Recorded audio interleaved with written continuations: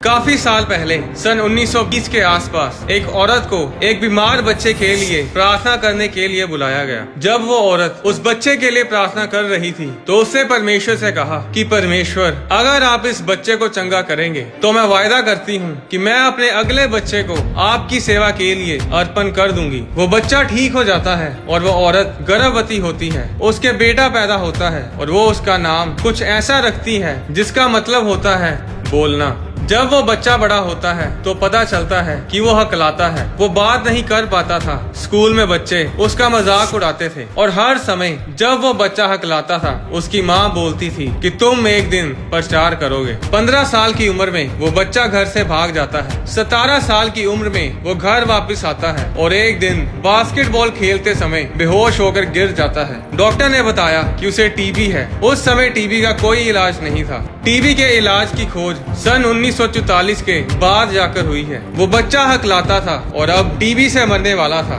160 दिनों से भी ज्यादा वो बिस्तर पर रहा और उसकी माँ यही बोलती रही कि बेटे, किसी न किसी दिन परमेश्वर तुझे छुएंगे और तू भविष्यवाणी करेगा, तू प्रचार करेगा, क्योंकि तेरे पैदा होने से कहीं पहले मैंने तुझे परमेश्वर की सेवा के लिए अर्पण कर दिया था। एक दिन उनके घर के पास एक प्रार्थना सभा होती है। वो औरत अपने बेटे को ट्रक में डालकर उस मीटिंग में लेकर जाती है। जब परमेश्वर के दास ने उस बच्चे पर प्रार्थना की तो उसी समय वो टीबी से चंगा हो गया और परमेश्वर ने उसके हकलाने की समस्या को भी चंगा किया। उस समय वो 17 साल का था। वो जो टीबी से मरने वाला था 90 साल से भी ज्यादा जिया। वो इंसान जिसकी माँ ने उस पर भविष्यवाणी करनी कभी बंद नहीं की, उसका नाम था ओरल रॉबर्ट्स। ओरल रॉबर्ट्स वो परमेश्वर के दास थे जो सन 1947 में दुनिया भर में बड़ी बेदारी लेकर आए। 1957 में 10 लाख रूहें उन्होंने बचाई। 1947 और 1968 के बीच उन्होंने 300 से भी ज्यादा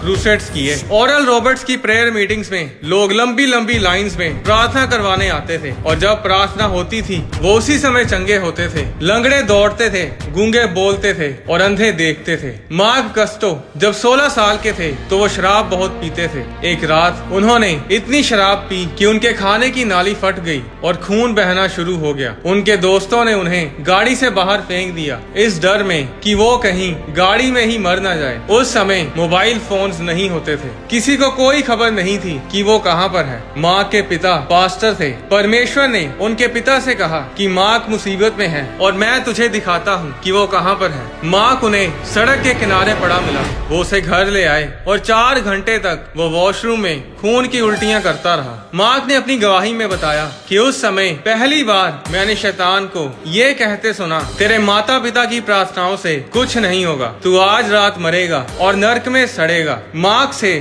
उस टाइम बोला नहीं जा रहा था, वो उल्टियां करे जा रहा था। मार्क ने बताया कि उसकी माँ बाहर कमरे में प्रार्थना कर रही थी। जब जब मार्क के कान में शैतान की आवाज आती थी कि तू मरेगा, उसी समय मार्क के कान में अपनी माँ की आवाज आती थी कि तू मरेगा नहीं मार्क, तू मरेगा नहीं, तू जिएगा। हर बार जब शैतान उसके कान में बोलता था कि तू मरने वाला है, उस शैतान की आवाज मार्क की माँ को सुनाई नहीं देती थी। वो सिर्फ मार्क के कानों में ही सुनाई दे रही थी। पर मार्क की माँ की प्रार्थना प्रोफेटिक थी। वो उसके ऊपर जिंदगी को घोषित कर रही थी। अगली सुबह उसके खाने की नली पूरी तरह से ठीक हो चुकी थी। वो पूरी तरह चंगा हो चुका था और वो शराब पीने की आदत से भी आजाद हो चुका था। और आज वो मार्क कस्तो, पास्टर मार्क कस्तो है और वो सारी दुनिया में परमेश्वर का सुसमाचार प्रचार करते हैं। उनकी माँ ने उन पर भविष्यवाणियां की थी कि मार्क, तू प्रचार करेगा और ऐसा ही हुआ। पुरुष की आदत है कि वो जल्दी ही आप छोड़ देते हैं। एक काम नहीं बना तो कोई बात नहीं, चिंता करने की जरूरत नहीं। पर औरत ऐसी नहीं होती। अगर औरत अटल हो जाए, जिद्दी हो जाए, तो वो जब तक वो काम ना हो जाए वो हिम्मत नहीं हारती। जो औरतें, जो माँ अपने बच्चों के लिए, अपने पति, अपने परिवार के लिए प्रार्थना कर रही हैं, मैं आपको बताना चाहता हूँ कि ऐसी प्रार्थनाएं ना करें कि हाय प्लीज परमेश्वर, क्या तू मेरे बेटे को बचाएगा, क्या तू मेरे पति को बचाएगा, क्या तू मेरी जिंदगी में ये काम करेगा, वो काम करेगा। मैं चाहता हूँ कि आप उन पर घोषणाएं करें। जब आपका बेटा या बेटी गड़बड़ करके घर में आए तो उनको बोलो कि तू एक दिन परमेश्वर का दास बनेगा, तू एक दिन प्रचारक बनेगी, तू भविष्यवाणी करेगी। एक ना एक दिन परमेश्वर तुझे छुएगा। चाहे आपका बेटा आपको अपनी बकवास बंद करने के लिए कहे, उस समय चुप ना रहें। परमेश्वर के वचन को, घोषणाओं को, उन उनके ऊपर बोलें। सिर्फ प्रार्थना ही ना करें, अपने बच्चों पर घोषणाएं करें। जिस तरह ओरल रॉबर्ट्स की मां ने की, पास्टर मार्क की मां ने की। अपने बच्चों को अपने घर में अपनी आवाज सुनने दो। अपने कमरे में बंद होकर चुपचाप प्रार्थना ना करें। अपने कमरे से बाहर आकर प्रार्थना करो और उनके कानों में आपकी घोषणाएं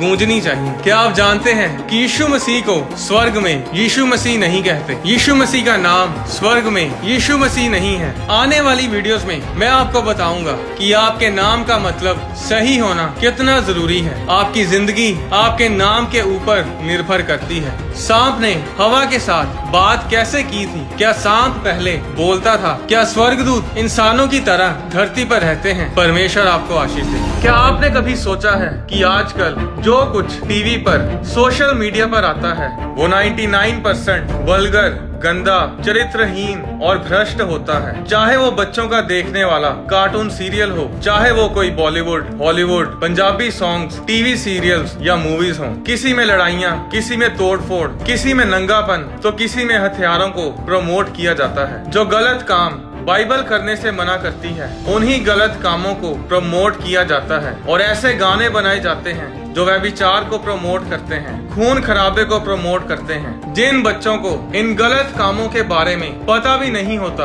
वो इन गानों को सुनते हैं, इन्हें गाते हैं और मूवीज को देखते हैं। और जो आप लगातार सुनते और देखते हैं, वैसे ही आप बनते हैं। इसलिए हमने सोचा है कि हम आने वाले समय में बाइबल के वचनों पर आधारित मूवीज को बनाएंगे, जो लोगों को परमेश्वर में मजबूत करेंगी, जो लोगों की जिंदगियों को सुधारेंगी। अगर आप मूवी प्रोडक्शन के लिए डोनेट करना चाहते हैं तो आप keto.org पर जाकर अपनी डोनेशन दे सकते हैं। इसका लिंक वीडियो के डिस्क्रिप्शन में दिया हुआ है। परमेश्वर आपको आशीष दे।